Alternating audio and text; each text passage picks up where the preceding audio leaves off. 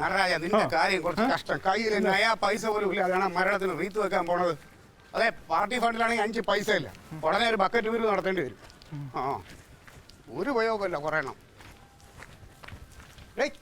അങ്ങനെ മരുമണിടാ കളിക്കുന്ന മുതലാളി ഉണ്ടോടാ? എന്താ കാര്യം? കാര്യം മുതലാളിയോട് പറയാം. ഉണ്ടോ ഇല്ല എന്നുള്ളത് പറഞ്ഞാൽ മതി. മുതലാളി ഉണ്ടെന്നുണ്ടെങ്കിൽ കാര്യം എന്റെ അടുത്ത് പറയാം. മുതലാളിയുടെ കാര്യങ്ങളൊക്കെ തീരുമാനിക്കുന്നത് ഞാനാ. അതൊന്നും അതിപ്പോ അങ്ങനെ ഉണ്ടായി. ആർക്കെങ്കിലും ഒരാൾക്ക് പോവാം. ആര് വേണമെന്ന് നിങ്ങൾ തീരുമാനിച്ചോ. അല്ലേ നീ അതിനു വേണ്ടിയൊക്കെ ആരോടാ? ഇയാളോടെ പോണു. ഒരാളെ കയറിയാൽ പോവാം.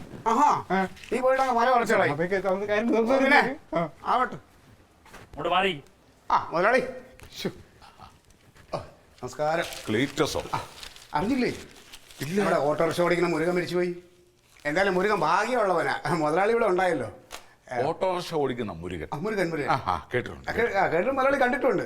അപ്പൊ അവൻ പെട്ടെന്ന് തട്ടിപ്പോയി. അപ്പോ എന്തായിരുന്നു അവനെന്തോ ചെറിയൊരു നെഞ്ചുവേദന. സാരമില്ല, പോയില്ലേ. നമുക്ക് വിഷയം അതല്ല. നമുക്ക് അത്യാവശ്യമായിട്ട് മുരുകന് ഒരു റീത്ത് വെക്കണം. അത് വേണ്ടേ? അതാണ്. അപ്പൊ അതിന് നമുക്ക് എന്തെങ്കിലും ഒരു ചെറിയ ചില്ലറ മുതലാളി തരണം. അപ്പൊ എന്താന്ന് വെച്ച് കഴിഞ്ഞാ ക്ലീറ്റസിനൊരു 100 രൂപ കൊടുത്താൽ. 100 രൂപ കൊടുത്താൽ. മരിച്ചത് നമ്മുടെ മുരുകനാണ്. നമ്മുടെ മുരുകനോ? അതെ, മുരുകൻ. ഞാൻ ഒരു തവണയെ മറ്റേ കണ്ടിട്ടുള്ളൂ.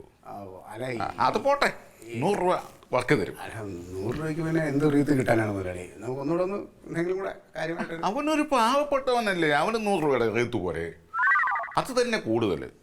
ആട്ടെ, ക്ലീറ്റസിന്റെ ആരാ മരിച്ചവൻ? നമ്മുടെ പാർട്ടിയിലെ ഒരു അനുഭാവി. അത്രയല്ലേ ഉള്ളൂ. എനിക്കും അവൻ വേണ്ടപ്പെട്ടവനൊന്നുമല്ല. ഈ 100 രൂപ തന്നെ കൂടുതലാണ്. അത് പലിശയ്ക്ക് കൊടുത്താൽ 5 രൂപ പലിശ കൂടുതൽ കിട്ടും. അല്ല, ഈ 100 രൂപയുടെ റീത്താണ് വെക്കണേന്നൊക്കെ ആരെങ്കിലും പറഞ്ഞാൽ ഒരാക്ഷേപവും ഇല്ല. അതെല്ലാവരോടും ഒന്ന് പറഞ്ഞേരെ. മുതലാളി തന്ന 100 രൂപയുടെ റീത്ത് അപ്പോൾ ഞാൻ പറയണം. എന്തെങ്കിലും മാറ്റാൻ പറ്റില്ലേ? ക്ലീറ്റോയെ പോലൊരു പ്രമുഖനായിരുന്നുവെങ്കിൽ ഞാൻ വലിയ റീത്തിന് വലിയ എമൗണ്ട് തരികയല്ലേ. ഇതിപ്പം അവൻ ഒരു പാവപ്പെട്ടവനല്ലേ. 100 രൂപയുടെ മതി. 100 രൂപ. മുതലാളിക്ക് പബ്ലിസിറ്റി വേണം അല്ലേ? പബ്ലിസിറ്റി വേണമല്ലോ. ഞാൻ 100 രൂപയുടേതായ പബ്ലിസിറ്റി വേണമല്ലോ. ഞാൻ രണ്ടുപേരും അതിനു വേണ്ടി നിർത്താം. കാരണം എല്ലാവരുടെ പറയാം, ഇത് സുരേന്ദ്ര മുതലാളി സമർപ്പിച്ച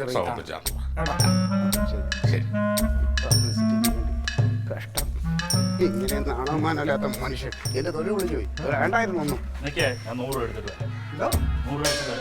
ഇവിടെ നിൽക്കാനൊന്നും സമയമല്ല. നീ ഒരു കാര്യം ചെയ്യും. ആ 100 രൂപ പലിശക്ക് കൊടുത്തിട്ട് അത് കൂട്ടി വെച്ചിട്ട് നിന്റെ മുതലാളിക്ക് റീത്ത് വയ്ക്കുമ്പോൾ ഞങ്ങളെ കണക്കായിട്ട് എടുത്തോ.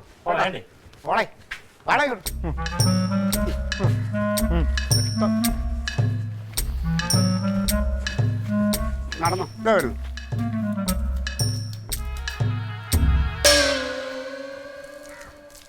ഇല്ല ഇവിടെ വർക്കി. പിന്നെ മറ്റേ 100 രൂപ ഇപ്പം തരാൻ പറ്റുമോ? അത് നിങ്ങളുടെ പാർട്ടിയുടെ അക്കൗണ്ട് നമ്പറും IFSC കോഡും ഒക്കെ ഞാൻ അതിലോട്ടങ്ങ് തരാം. നമ്മുടെ പാർട്ടിക്ക് അതൊന്നുമില്ല. നിനക്കിപ്പോൾ പെട്ടെന്ന് തരാൻ പറ്റും. എടുത്തോണ്ട് വാ. ഇച്ചിരി വെള്ളം കുടിച്ചിട്ട് ഇപ്പോൾ വരാം. ഇപ്പോൾ തുറന്ന് പിടിക്കണതിന് അക്കൗണ്ട് നമ്പർ IFSC കോഡും ഉടനെ തന്നെ ഒരു അക്കൗണ്ട് എടുക്കണം. അല്ല നമ്മളെ മരണ വീട്ടിലേക്കുള്ള വഴി ഇത് തന്നെയാണോ? ആള് കണക്കൊന്നും കാണുന്നില്ല. അതൊക്കെ അങ്ങനെ തന്നെ സാറേ. വല്ല പണക്കാരാണെങ്കിൽ ഇവിടെ വണ്ടി കൊണ്ട് കടക്കാൻ പറ്റില്ല. ഇവിടെ എവിടെയല്ലേ വീട്? അടുത്ത എവിടെയല്ലോ കൂട്ടി വല്ലതും കാണും. വേഗം ആവട്ടെ. നമുക്ക് ആദ്യം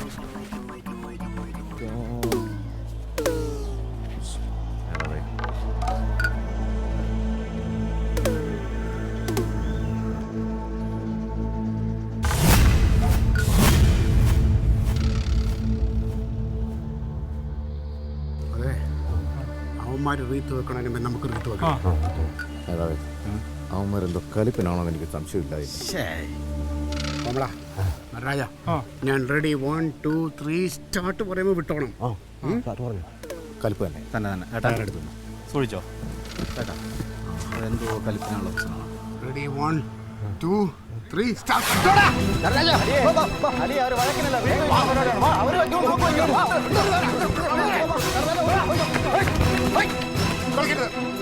നമ്മളെ ആവശ്യമില്ലാത്ത പ്രശ്നം ഉണ്ടാക്കാൻ നോക്കരുത്.